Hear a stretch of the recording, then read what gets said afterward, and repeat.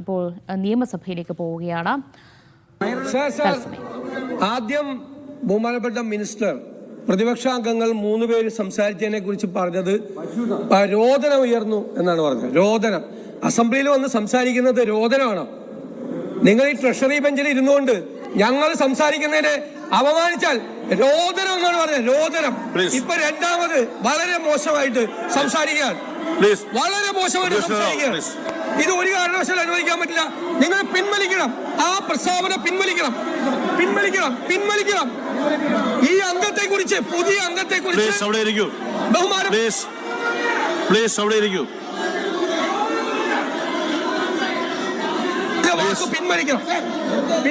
പിൻവലിച്ചാൽ മതിയാവും.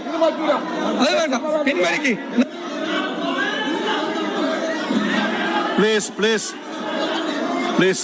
അവിടെ പോയിരിക്കും. പ്ലീസ് സീറ്റ് പോയിരിക്കൂ. പ്ലീസ് മിനിസ്റ്റർ പറഞ്ഞ് അവസാനിപ്പിക്കൂ. അപ്പൊ ഈ രാഹുൽ മാങ്കൂട്ടം അദ്ദേഹം ഇവിടെ മിനിസ്റ്റർ പറഞ്ഞ് അവസാനിപ്പിക്കൂ.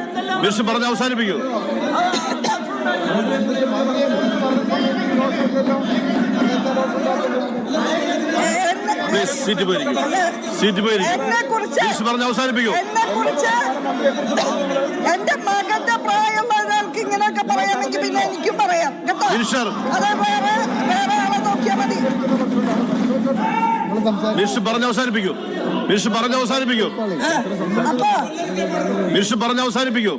അതായത്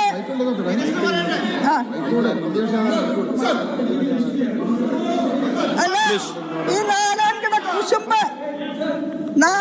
കുശുമ്പും നുണയും കൂട്ടിച്ചേർത്താണ് ഇവിടെ പ്രസംഗിച്ചത്. നാലാംകിട കുശുമ്പും നുണയും കൂട്ടിച്ചേർത്താണ് പ്രസംഗിച്ചത്.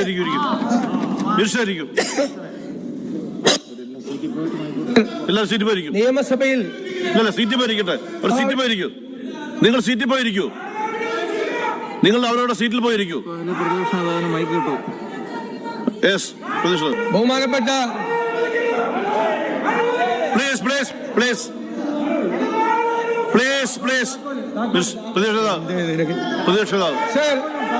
ബഹുമാനപ്പെട്ട ഉന്നത വിദ്യാഭ്യാസ വകുപ്പ് മന്ത്രി വളരെ അപകീർത്തിപ്പെടുത്തിക്കൊണ്ടാണ് സംസാരിച്ചത്. ഒരിക്കലും ഈ അസംബ്ലിയിൽ സംസാരിക്കാൻ വയ്യാത്ത വാക്കാണ്. അവരന്നിട്ട് ഉറച്ചു നിൽക്കുന്നു എന്നാണ് അവരിപ്പോഴും പറയുന്നത്. സാർ, ഞങ്ങൾ ഈ സഭ ബഹിഷ്കരിക്കുകയാണ്. ഇവരുടെ ഈ വർത്തമാനം ഇത് സഭാരേഖകളിൽ നിന്ന് നീക്കം ചെയ്യണം എന്ന് ഞങ്ങൾ വീണ്ടും ചെയറിനോട് ആവശ്യപ്പെടുകയാണ്. ഇവര് നേരത്തെ മൈക്കില്ലാതെ സംസാരിച്ചത് രാഹുൽ മാങ്കൂട്ടത്തിൽ സംസാരിക്കുമ്പോൾ മൈക്കില്ലാതെ പറഞ്ഞത് കോട ചെറുക്കാന്നാണ് പറഞ്ഞത്. ഈ മന്ത്രി, നിങ്ങൾ ആ സ്ഥാനത്തിരിക്കാൻ നിങ്ങളെ യോഗ്യത. ആ സ്ഥാനത്ത് ഞങ്ങൾ ബഹിഷ്കരിക്കുന്നു സഭാ നടപടി. മിനിസ്റ്റർ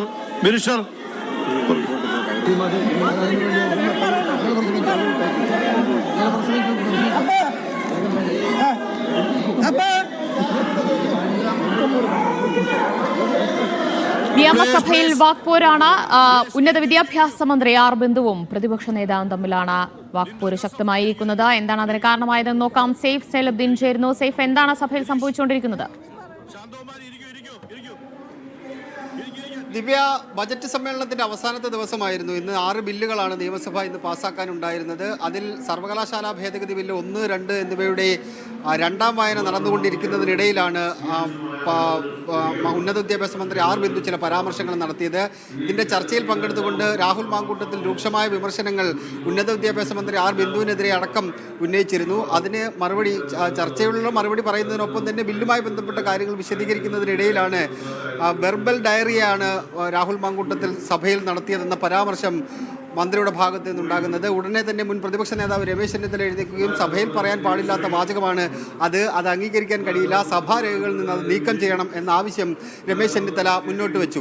അതിന് പിന്നാലെ തന്നെ പ്രതിപക്ഷ നേതാവ് വി ഡി സതീശൻ എഴുന്നേറ്റ് ഞങ്ങളിവിടെ 3 പേരാണ്, ഭരണപക്ഷത്ത് നിന്ന് 3 പേരും പ്രതിപക്ഷത്ത് നിന്ന് 3 പേരുമാണ് ബില്ലിൽ ചർച്ചയിൽ പങ്കെടുത്തുകൊണ്ട് സംസാരിച്ചത്.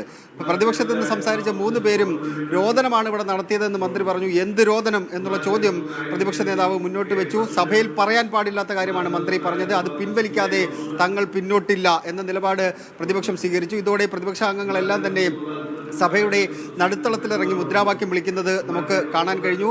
അപ്പോഴും മന്ത്രി പിന്നോട്ട് പോകാൻ തയ്യാറായില്ല.